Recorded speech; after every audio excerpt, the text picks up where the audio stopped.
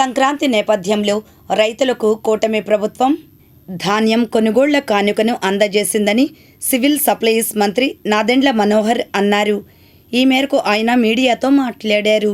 4 గంటల్లోనే రైతు సోదరుల ఖాతాలోకి దాదాపు 78% రైతాంగానికి 4 గంటల్లోనే మేము డబ్బు జమ చేయగలిగాం. ఎన్నో ఆర్థిక ఇబ్బందులున్నా గౌరవ ముఖ్యమంత్రి గారు అందించిన ఈ సహాయం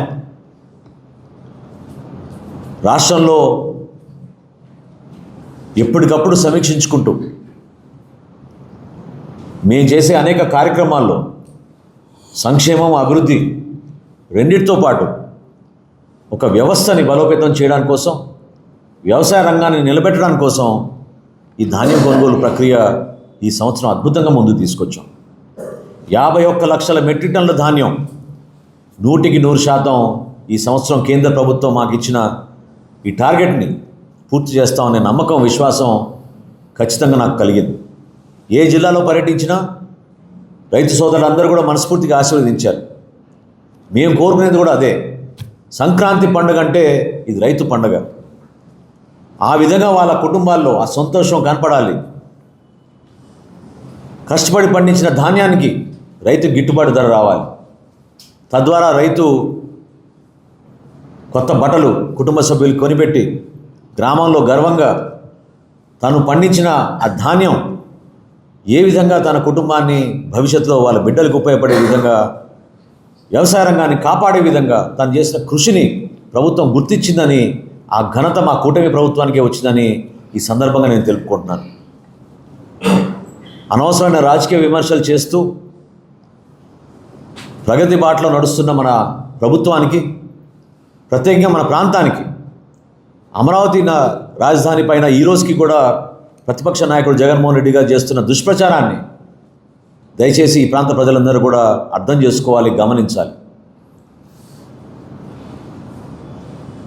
నిర్మాణం చేయాలనేది చాలా కష్టమైన పని. ఒక్కొక్క సందర్భంలో దశాబ్ద కాలం పడుతుంది. బలమైన పట్టుదల ఉండాలి, ఆత్మధైర్యం, ఆత్మవిశ్వాసం ఉండాలి.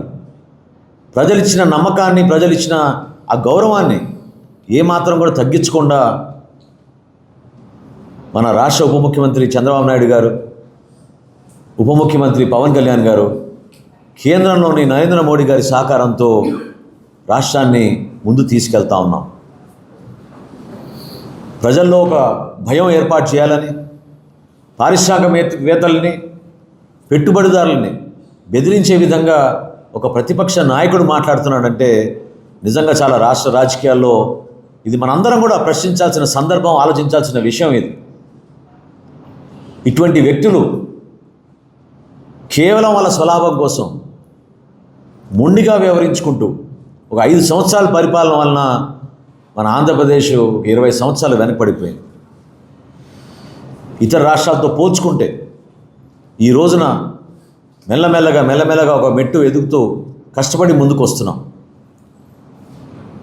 మన రాష్ట్ర స్థూల ఉత్పత్తి విషయంలో కానివ్వండి, మనకి రావాల్సిన వనరుల వలన మనకు రావాల్సిన రాబడి కానివ్వండి, ఆదాయం కానివ్వండి, వీటన్నిటినీ బేస్ చేసుకుని మన ప్రాంతం ఇంకా అభివృద్ధి చెందాల్సిన అవసరం ఉంది. గుంటూరు జిల్లాకు ఉన్న ప్రత్యేకత మన అమరావతి రాజధాని. దయచేసి వైఎస్ఆర్సీపీ నాయకుల్ని, జగన్మోహన్ రెడ్డి గారిని నేను కోరుతున్నాను, కష్టపడి మళ్ళీ పునర్నిర్మాణం కోసం రాత్రింబవళ్ళు కృషి చేస్తున్న మా ప్రభుత్వం చేస్తున్న తీరుని మీరు నిర్మాణం కోసం ఏమైనా సలహాలు, సూచనలు ఇస్తే బాగుంటుంది తప్ప విమర్శలకే పరిమితం అవ్వాలి, ప్రజల్లో ఒక భయం వచ్చే విధంగా, కావాలని మీరు దారి మళ్లించే విధంగా చేస్తున్న ప్రయత్నాన్ని మీ అందరం కూడా ఖండిస్తున్నాం. అదేవిధంగా మరొక్కసారి ప్రజలందరికీ సంక్రాంతి శుభాకాంక్షలు తెలుపుకుంటూ, ప్రతి కుటుంబంలో ఆదర్శవంతంగా నిలబడుతున్న మా కూటమి ప్రభుత్వం సంక్షేమం విషయంలో కానివ్వండి, అభివృద్ధి విషయంలో కానివ్వండి, ఎక్కడ కూడా రాజీ పడకుండా ఇన్ని ఆర్థిక ఇబ్బందుల్ని దాటుకుంటూ ప్రజల కోసమే మా పరిపాలన ఒక అద్భుతమైన అంకిత భావంతో పనిచేసుకుంటూ ముందుకెళ్తాం తప్ప వాళ్ళు చేస్తున్న విమర్శల కోసమో వాళ్ళు ప్రజల్లో తీసుకొస్తున్న ఒక చెడు వాతావరణం కోసం మాత్రం మా ప్రభుత్వం స్పందించాల్సిన అవసరం ఉండదు. నిజాయితీగా మా పని మేము చేసుకుంటూ ముందుకెళ్తాం. ప్రజలకు ఉపయోగపడే విధంగా ప్రతి కార్యక్రమం అదే అంకిత భావంతో రాష్ట్ర ప్రజలకి ఈ సంక్రాంతి పండుగ శుభాకాంక్షలు తెలుపుతూ భవిష్యత్తులో ఈ ప్రాంతంలో రైతాంగం ప్రత్యేకంగా